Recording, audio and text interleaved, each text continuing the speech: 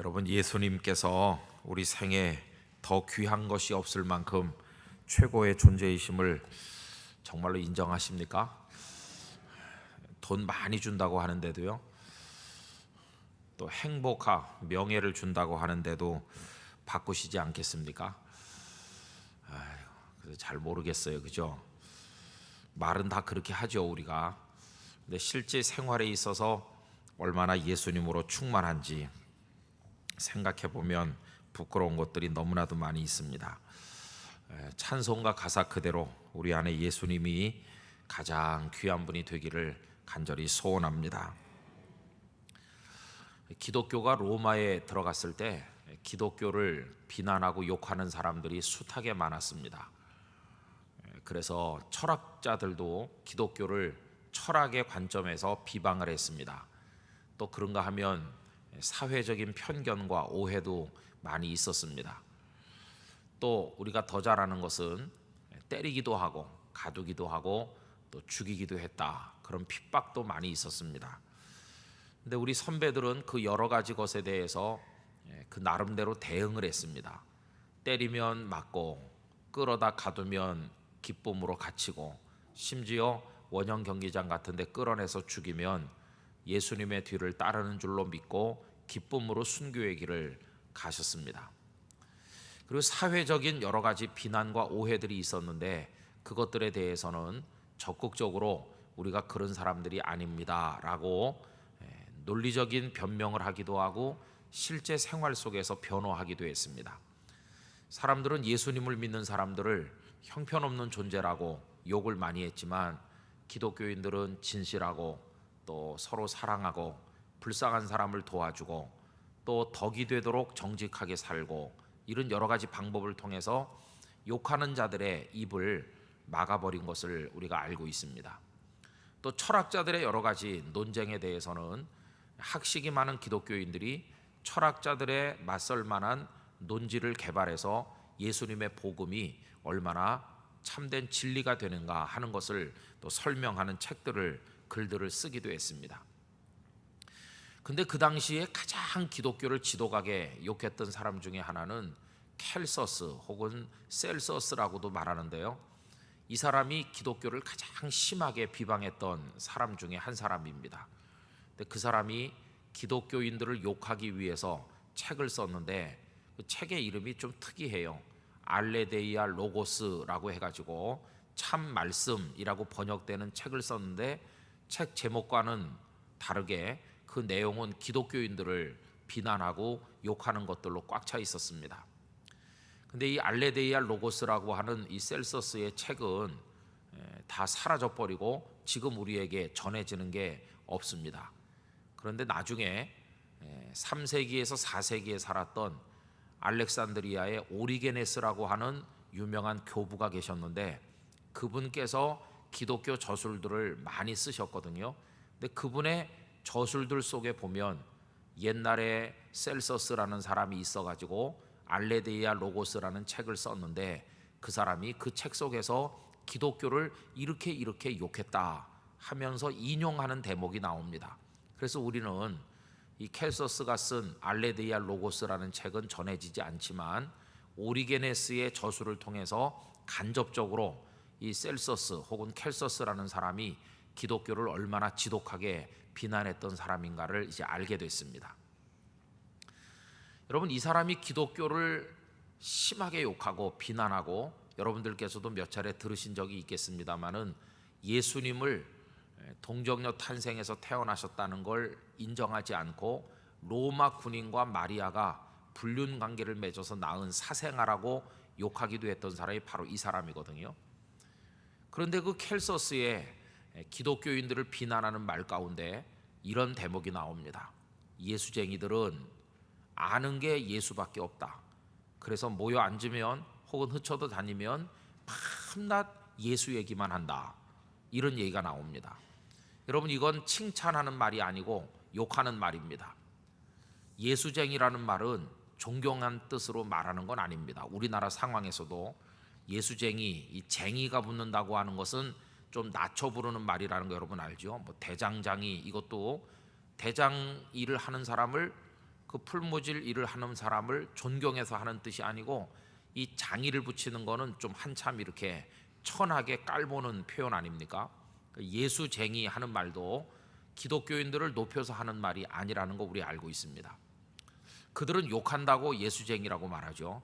그러나 제가 생각할 때는 진짜 우리가 예수쟁이가 됐으면 좋겠다 하는 생각이 듭니다. 진짜 예수쟁이가 되려면은요, 머리끝부터 발끝까지 예수님으로 충만해야 됩니다.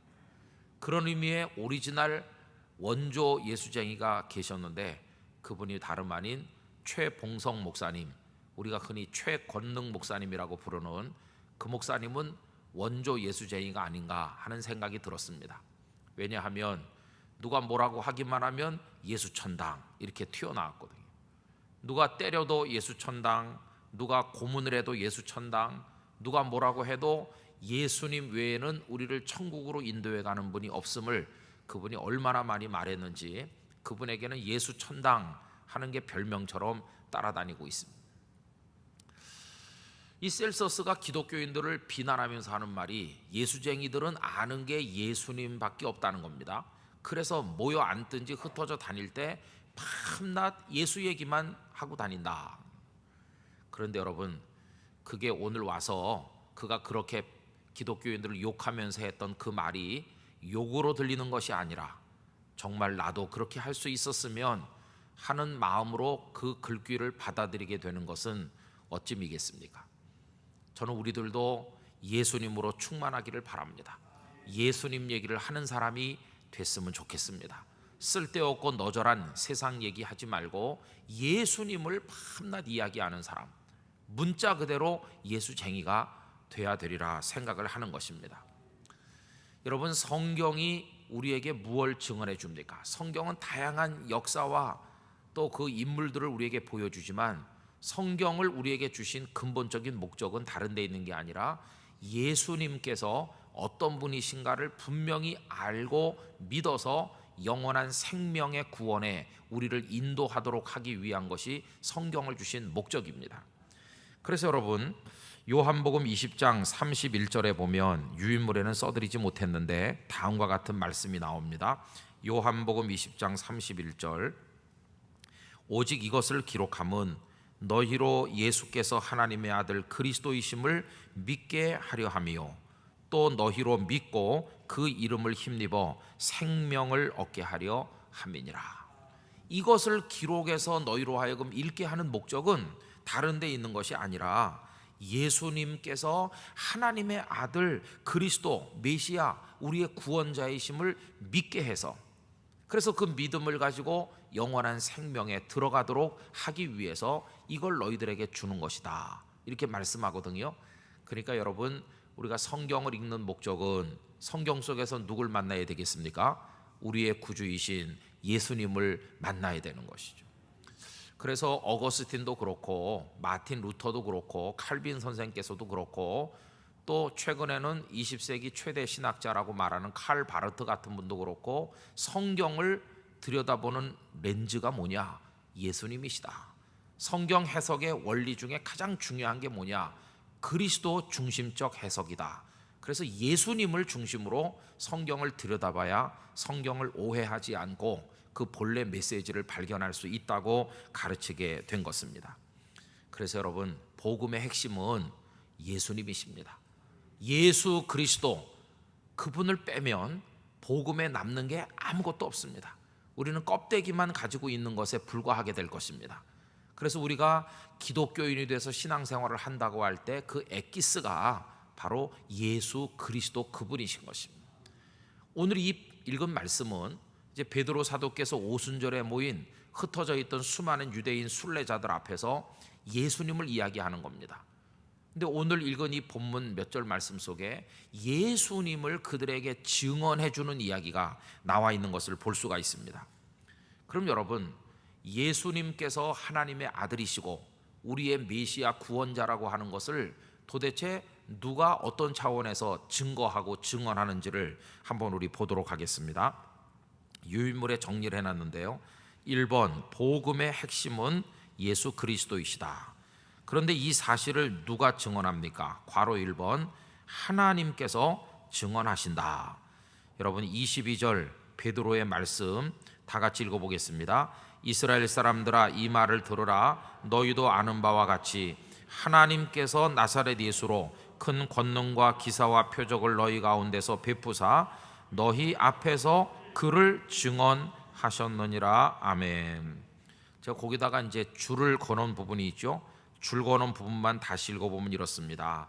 하나님께서 너희 이스라엘 사람들 앞에서 그가 누구시겠어요? 예수님이시거든요. 예수님을 증언하셨다. 그러면 예수님께서 참 구원자로 이 땅에 오신 분이라는 것을 누가 증언한다는 겁니까? 하늘의 하나님께서 증언하신다는 거예요.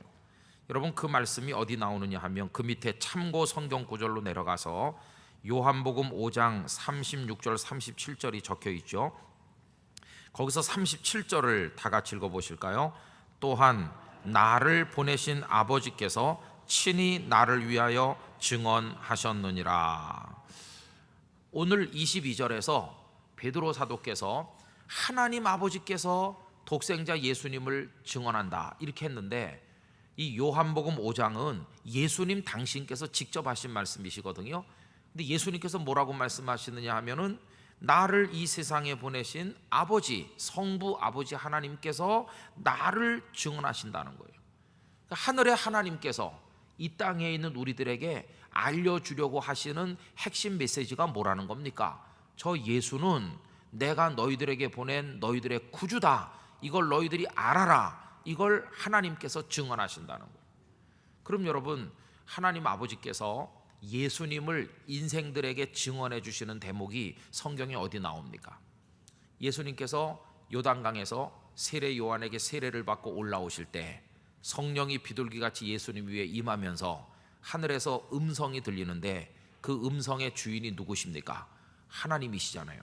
하나님께서 뭐라고 말씀하십니까? 이는 내 사랑하는 아들이니 라고 말씀하시잖아요. 하나님 아버지께서 사람들 앞에 아들 예수님을 증거해 주시는 것이, 또 변화산에 올라가셔서 그 형체가 영광스러운 모습으로 변화되셨는데 그때도 이는 내 사랑하는 아들이니 너희는 그의 말을 들으라. 이렇게 성부 하나님께서 예수님을 증언하시는 거예요. 그러면 하나님께서 직접 이렇게 증언하시는 것 외에도 어떤 방법으로 예수님이 메시아이심을 증언했느냐 하면, 하나님께서 예수님에게 엄청난 능력을 주시지 않았습니까?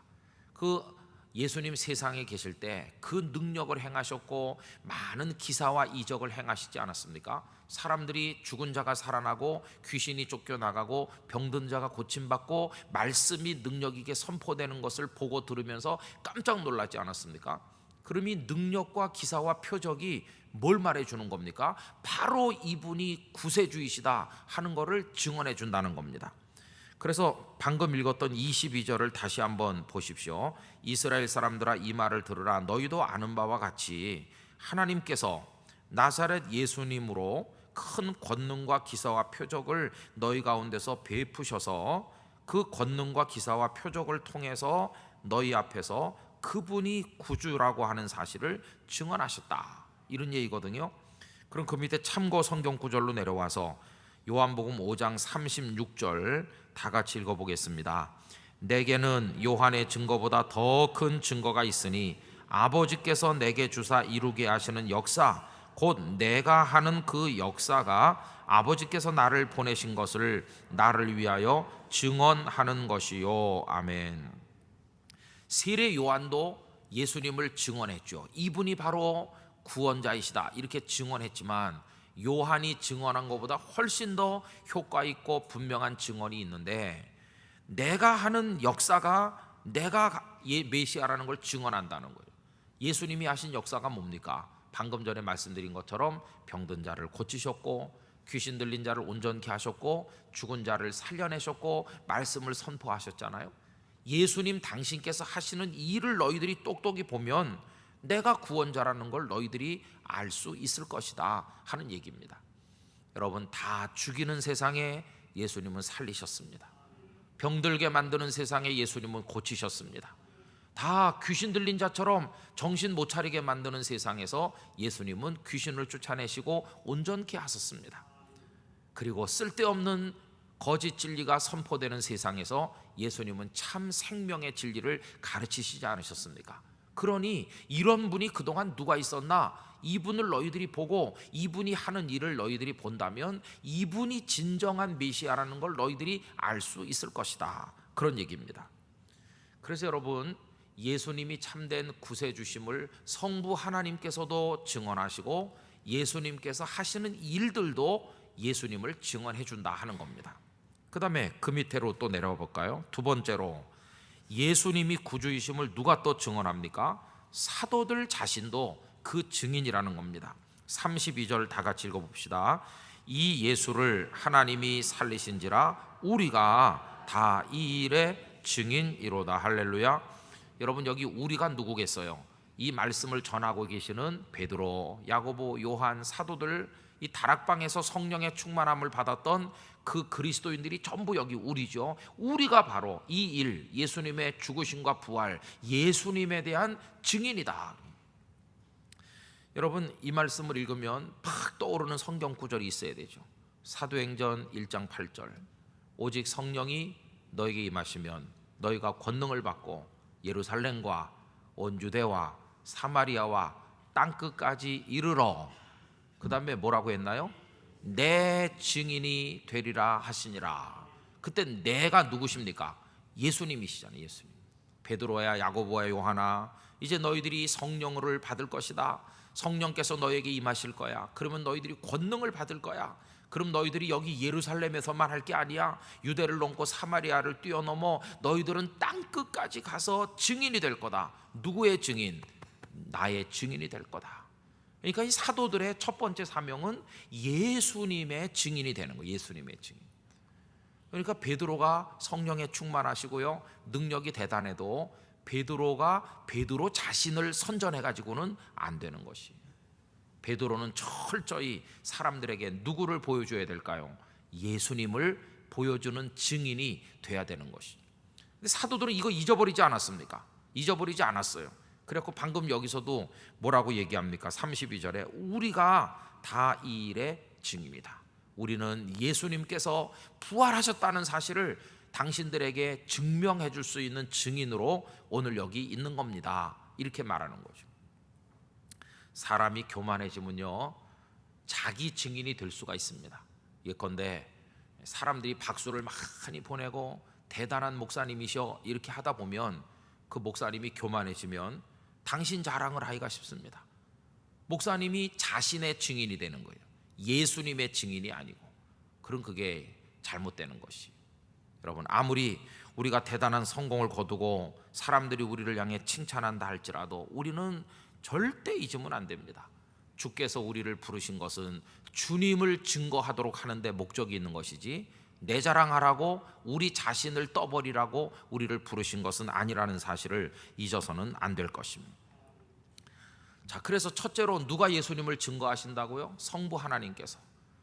그리고 그 방법은 말씀으로도 하셨지만 예수님께서 행하시는 권능과 기사와 표적을 통해서도 하셨어요.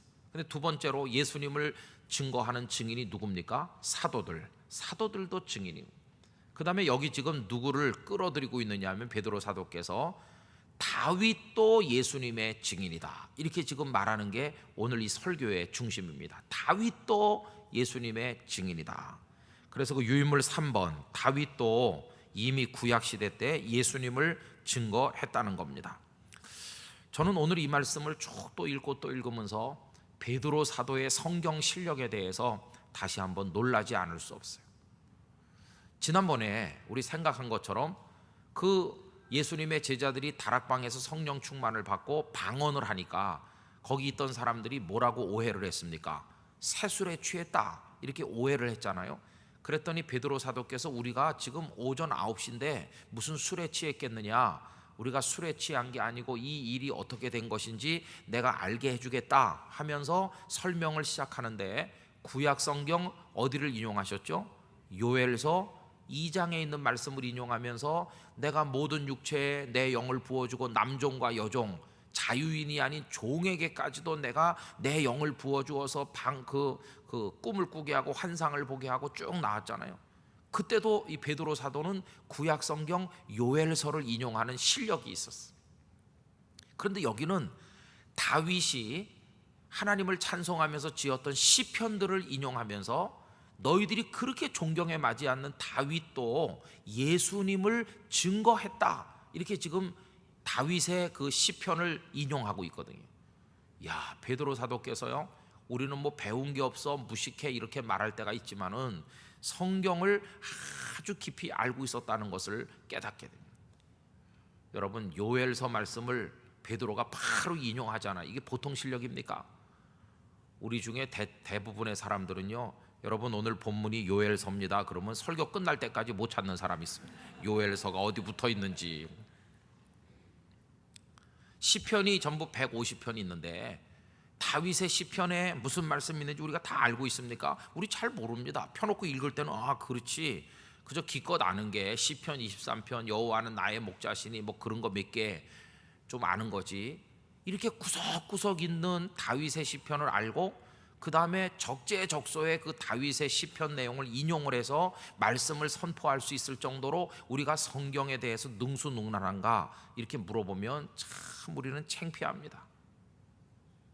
우리 신대원의 졸업 조건이 성경 종합시험을 합격해야 된다는 건데 그 졸업 못할까 봐 절절매는 신학생들이 얼마나 많다고요.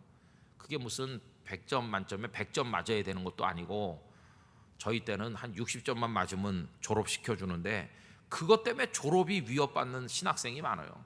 교회 가면 다 전도사님이고 조만간 목사고시 쳐서 목사 될 사람들인데도 성경 종합시험을 통과를 못해가지고 막 합숙을 하면서 고민하고, 그러니까 참 성경에 대해서 목사부터가 무지한 거죠, 그죠? 뭐 저도 마찬가지죠.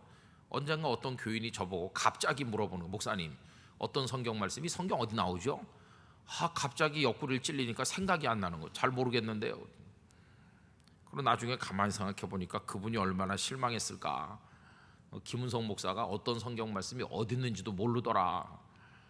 그래서 제가 물어보는 사람도 모르면서 뭐 이렇게, 그러고 보니까 그분은 목사가 아니잖아요. 근데 저는 목사고 몰라서 물어보시는데 금방 생각이 안 나더라고요. 그 나중에 이제 뒤적뒤적 해갖고 찾았어요. 찾아가지고 알려드렸어요. 그랬더니 그분이 딴 데서 알았습니다 이렇게 말하더라고요. 그래갖고 제가 충격받았어요. 아니 그 어떻게 다 알겠어요. 근데 저는 이 베드로가요, 요엘서가 막 생각나고 다윗의 시편이 그때 막 생각나는 거예요. 설교하면서. 언제 베드로가 설교 원고 준비해가지고 가지고 나와서 읽었겠습니까? 그런 거 없이 지금 하는데, 물론 성령의 충만함을 얻었겠지만은 베드로 사도가 결코 하나님 말씀에 무식한 분이 아니었다는 걸 알아야 되죠. 다윗이 어떻게 예수님에 대해 증언했는지 시편 이야기를 베드로가 다 아시고 계신 거예요. 그러면서 여기서 지금 다윗을 동원하고 있는데, 지금 예수님을 증언하기 위해서 다윗을 동원하는데 이유가 뭐겠습니까? 그것은 이스라엘 사람들이, 거기 모여서 듣는 사람들이 다윗을 하늘 같은 존재로 생각하니까. 다윗을 가장 존경하는 인물 중에 한 분이거든요. 그런데 당신들이 그렇게 존경에 맞지 않는 다윗께서도 예수님에 관해서 이미 오래전 구약시대 때 그분이 살 때 증언하신 바가 시편에 나와 있지 않느냐, 이렇게 지금 설교를 해 나가는 거죠. 그러니 그 얘기를 들으면 거기 듣는 청중들이 다윗도 그런 말씀하신 적이 있나? 예수님을 우습게 보던 사람들이 깜짝 놀랄 거 아니겠어요? 이 베드로의 설교하는 그 방식이 대단하지 않습니까? 그래서 다윗이 증거했다는 겁니다, 예수님을. 자, 그럼 밑으로 내려가서 큰 유인물 제목 2번입니다. 큰 제목 2번. 다윗이 뭐라고 증거했는지를 따로 제목을 나누었습니다. 2번에 1번.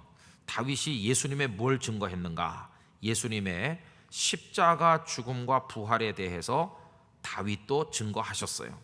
그럼 23절 24절은 이제 베드로가 하는 설교인데 다 같이 읽어보겠습니다. 그가 하나님께서 정하신 뜻과 미리 아신 대로 내준 바 되었거늘 너희가 법 없는 자들의 손을 빌려 못 박아 죽였으나 하나님께서 그를 사망의 고통에서 풀어 살리셨으니 이는 그가 사망에 매어 있을 수 없었음이라. 여러분, 여기 그는 예수님이십니다. 예수님께서 하나님께서 정하신 뜻과 미리 아신 대로 구약 성경에 이미 다 예언된 그대로 내준 바, 너희들의 손에 내준 바 되셔서 이 세상에 오셨는데, 너희가 법 없는 자, 율법이 뭔지도 모르는 악한 자들, 로마 사람들의 손을 빌려서 그 예수님을 못 박아 죽이지 않았느냐. 그렇지만 하나님께서는 그 예수님을 사망의 고통에 내버려 두지 않으시고 풀어 살리셨는데, 그 이유는 예수님께서 사망에 매여 있을 수 없기 때문이다. 이렇게 지금 얘기하는 거예요. 예수님이 죽으셨지만 부활하셨다, 이렇게 지금 말했어요.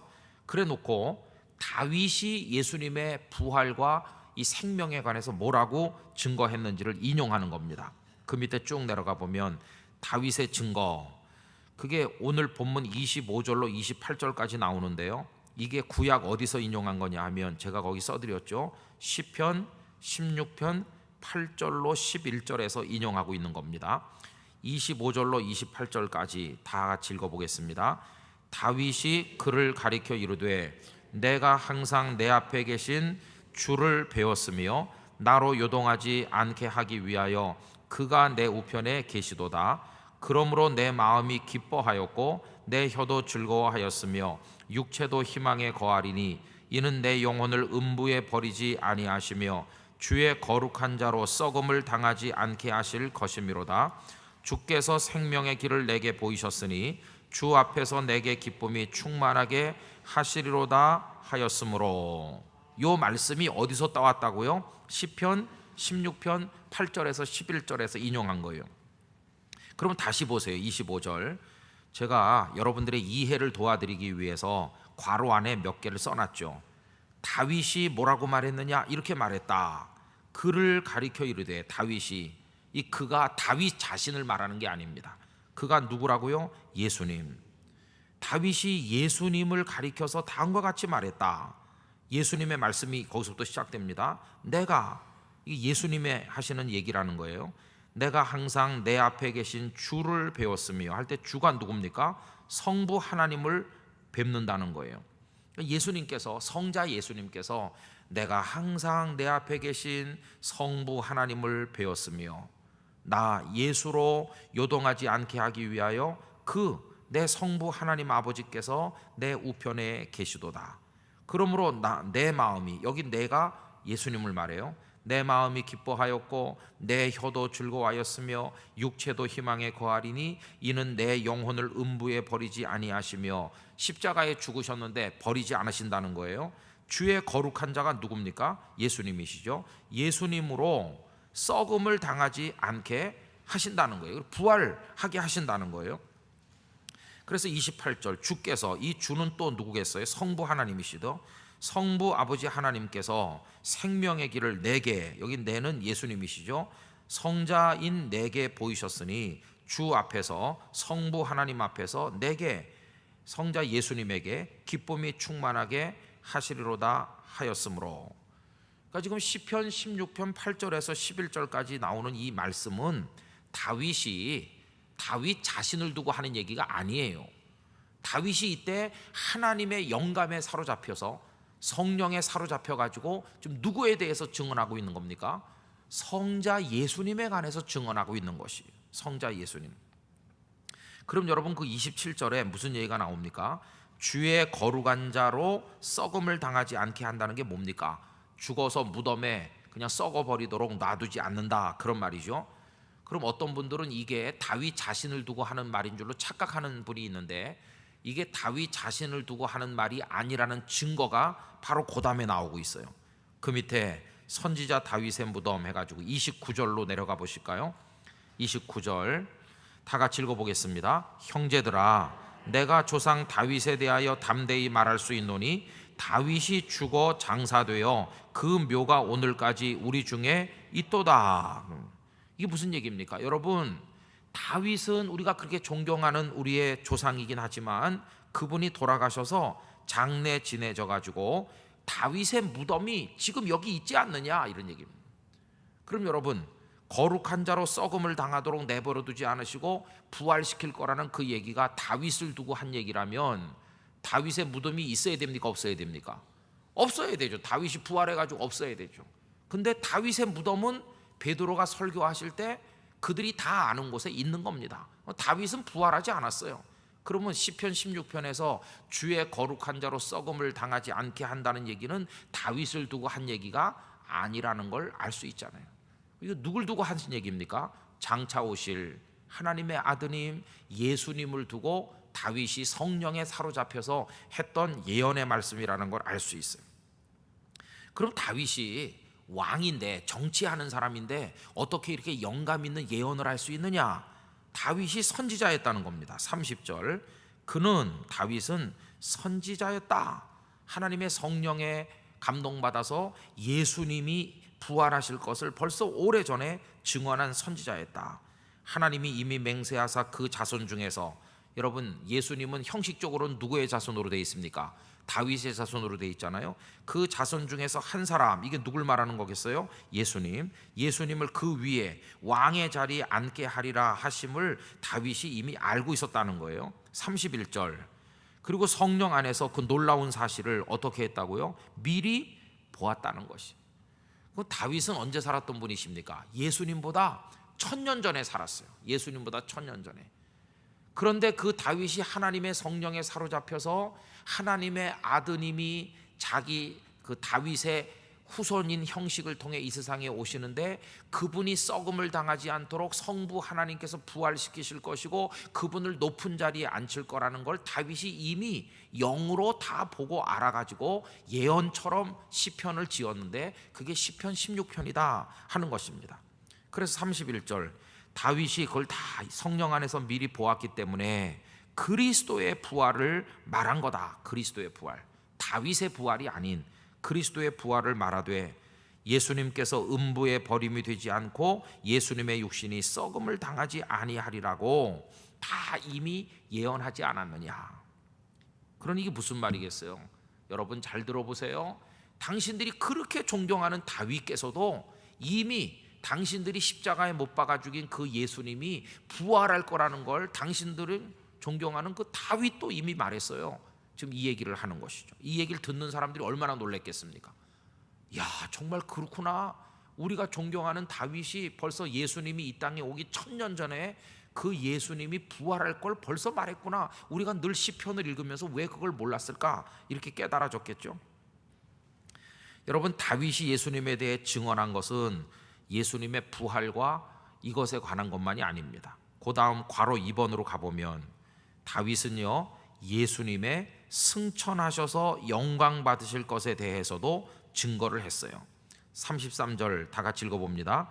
하나님이 오른손으로 예수님을 높이심에 그가 약속하신 성령을 아버지께 받아서 너희가 보고 듣는 이것을 부어주셨느니라. 지금 우리가 성령을 받았는데 예수님이 하늘 보좌 우편에 올라가셔서 아버지의 영을 우리한테 보내주신 거다. 그래서 지금 우리가 방언도 하고 이렇게 하는 거다. 이렇게 베드로가 얘기하면서 예수님이 승천하셔서 영광 받으신다는 것을 다윗이 증거했다고 또 다른 시편을 인용하고 있어요. 이번에는 시편 110편 1절을 인용하고 있는데 34절 35절이 그 시편 110편을 인용하는 겁니다. 다 같이 읽어보실까요?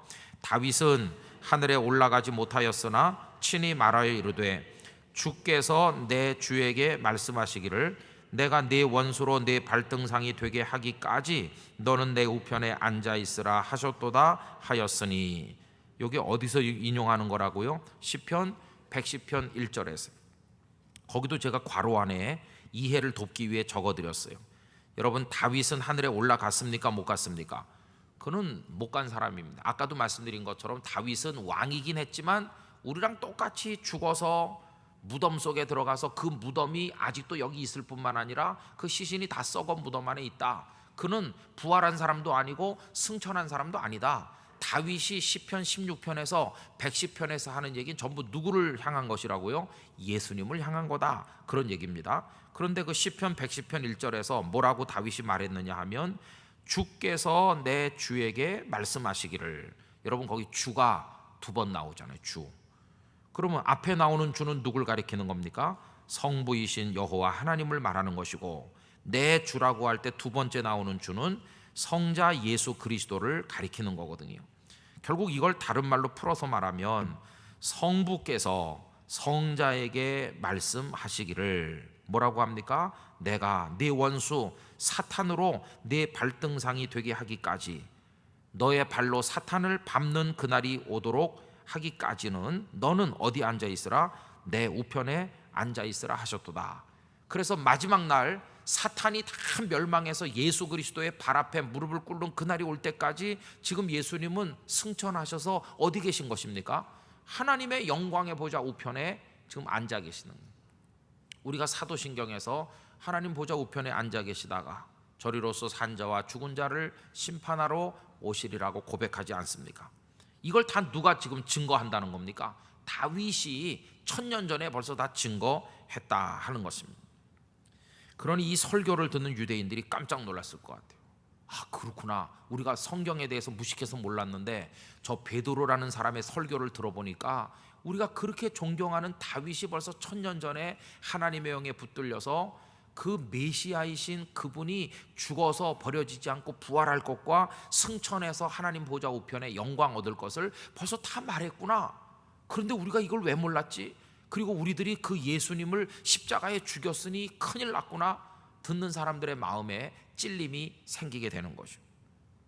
그러면서 이제 이 베드로 설교의 결론에 도달합니다. 큰 3번, 확실히 알라고 얘기합니다. 36절 다 같이요. 그런즉 이스라엘 온 집은 확실히 알지니 너희가 십자가에 못 박은 이 예수를 하나님이 주와 그리스도가 되게 하셨느니라 하니라. 이게 설교의 결론인 것이. 이제 구약 성경 말씀을 인용해 가면서 쭉 설명을 했어요. 요엘서를 인용해서 우리가 세술에 취한 게 아니라 하나님의 영에 붙들렸다는 것도 얘기했고, 또 다윗의 시편을 인용해 가면서 너희들이 존경하는 다윗까지도 이분에 대해서 증언을 했지 않았느냐 다 설명을 하고, 결론이 뭐냐면 그러니 분명히 알아야 된다는 겁니다. 당신들이 십자가에 못 박아 죽이고 그렇게 욕하고 비난하고 했던 그 예수님이란 분이 다른 분이 아니라 너희들의 주님이시며 너희들의 구원자 그리스도이심을 분명히 알아야 된다. 이게 이제 결론인 것이. 주와 그리스도가 되게 하셨다. 여러분, 주라고 하는 말은요, 그 당시 로마 사람들 종이, 노예가 주인에게 하는 말이에요. 큐리오스, 당신은 나의 주이십니다. 이 말은 당신께서는 나를 돈 받고 팔 수도 있고 데려올 수도 있고 나를 살릴 수도 있고 죽일 수도 있습니다. 로마 시대 때 종들을 돈으로 사고 팔고 죽이고 살려고 그러지 않았어요? 그러니까 우리 그리스도인들이 예수님을 주님 이렇게 부른다는 건 나의 모든 것을 그분께 맡긴다는 뜻이 있어요. 당신은 나의 모든 걸 마음대로 하실 수 있습니다. 할렐루야. 이 고백이 주라는 말 속에 들어있어요. 그 다음에 그리스도라는 말은 메시아라는 말과 같은 뜻이죠. 메시아는 히브리어로 하는 말이고 그리스도는 헬라어로 하는 말인데 우리의 구원자라는 뜻이에요. 당신만이 나를 구원할 수 있는 구주이심을 내가 믿습니다. 그래서 하나님께서는 예수님을 우리들의 주가 되게 하시고 그리스도가 되게 하셨다는 거예요. 그러니 내 설교를 듣는 여러분 모든 유대인들, 오순절 절기를 맞아서 온 당신들은 확실히 알아야 된다는 거예요. 아무리 오순절 절기에 순례자가 돼서 와가지고 소떼 양떼를 바치고 가도 이거 모르고 가면 소용이 없다고 지금 베드로가 외치신 거예요. 그분은 당신들의 주이시며 그리스도입니다. 이렇게 설교가 끝나요. 그러자 이제 그 다음에 가보면 막 양심의 찔림을 받아요. 그렇구나, 다윗도 증거하셨고 이 위대하신 그분을 우리가 욕하고 십자가에 매달아 죽이고 했으니 이 어떻게 하면 좋은가, 우리가 어찌할꼬 하니까 이제 회개하는 이야기가 그 다음에 나오는 거 아니겠습니까? 자, 그 얘기는 이제 그 다음에 우리가 생각할 건데, 결국 우리의 마음에 새겨야 될 결론도 똑같은 것이, 예수님 그분이 저와 여러분의 주이심을 알아야 되고 우리의 그리스도 구원자이심을 알아야 될 줄로 믿습니다. 그분 외에는 주가 없고 그분 외에는 그리스도 우리의 구원자는 없다는 것을 알아야 됩니다. 여러분들의 마음속에 예수님이 꽉 채워져 있길 바랍니다. 주님으로, 그리스도로 확실하게 여러분들의 마음의 터전 위에 예수님이 서시게 되기를 진심으로 기원합니다. 요 얼마 전에 어디서 듣고 보니까요, 저 순천인지 어딘지 하여튼 전라남도 어딘 것 같은데요, 우리나라에서 제일 큰 예수님 상을 세울 거라고 하는 얘기를 들었어요. 저는 좀 그렇게 마땅하지 않은 것 같습니다. 여러분, 꼭 우리가 무슨 불교랑 경쟁하는 것도 아니고, 캐톨릭 교회는 뭐 성모 마리아 상을 막 만들어 세우고, 그리고 또 불교에서는 석가모니 상을 막 엄청나게 뭐 동양 최대니 어쩌고 하잖아요.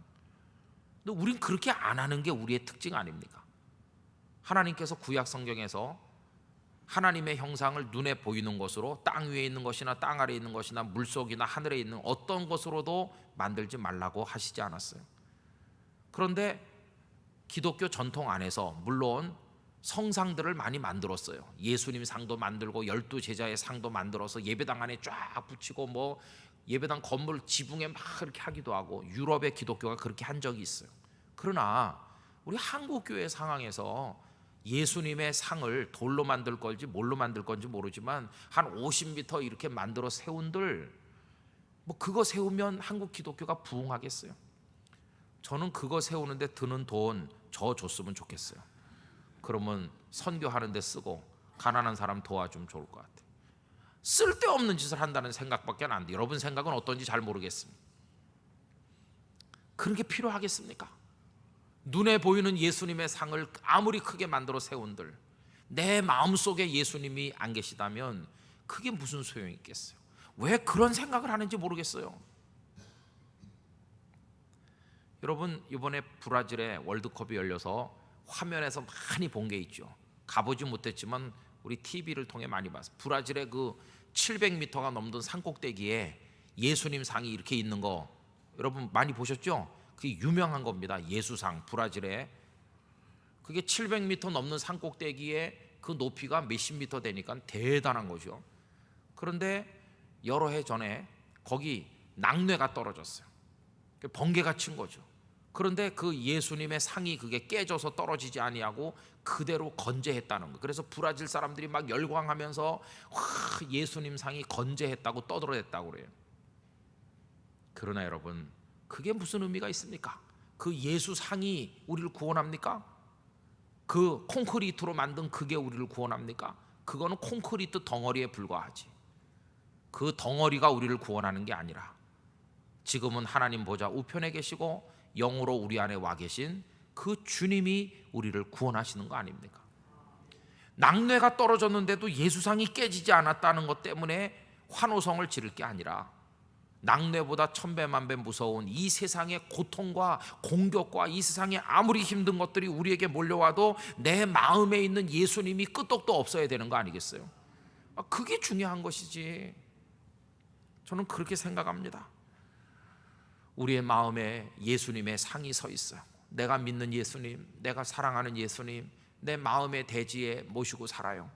그런데 사탄이 우리를 찔러대고 공격하고 살기가 힘들고 병도 걸리고 실패도 하고 돈도 다 없어지기도 하고 사람들이 욕하기도 하고 많은 뇌성번개가 치고 비바람이 불 때도 있지만 내 마음에 주님은 끄떡도 없이 계신다. 나는 그 예수님을 끝까지 바라본다. 그게 중요한 거 아니겠어요? 그런 의미에서 우리는 철저한 예수쟁이가 돼야 될 줄로 믿습니다. 그래서 우리도 그분을 증언해야 되는 것이죠. 성부 하나님께서 예수님이 구주이심을 증언하시고, 예수님께서 하신 권능과 기적과 이사들이, 표적들이 예수님을 구주로 증언하고, 사도들이 증언하고, 그리고 1000년 전에 다윗도 시편 속에서 증언하고, 그리고 오늘 우리도 예수님만이 우리의 주요 그리스도이심을 세상에 증언하는 사명을 가지고 있는 거 아니겠습니까? 그 흐름 속에서 우리들의 마음속에 주님이 꽉 차 있어야 되는 거죠. 진짜 그리스도인은 어려움 당할수록 주님을 더 붙들게 될 것입니다. 어려우면 예수님이 흐릿해지고 없어져 버리는 게 아니라 예수님이 더 분명하게, 예수님밖에 없어, 예수님만이 나의 구주 되심을 믿습니다, 이렇게 하는 것이죠.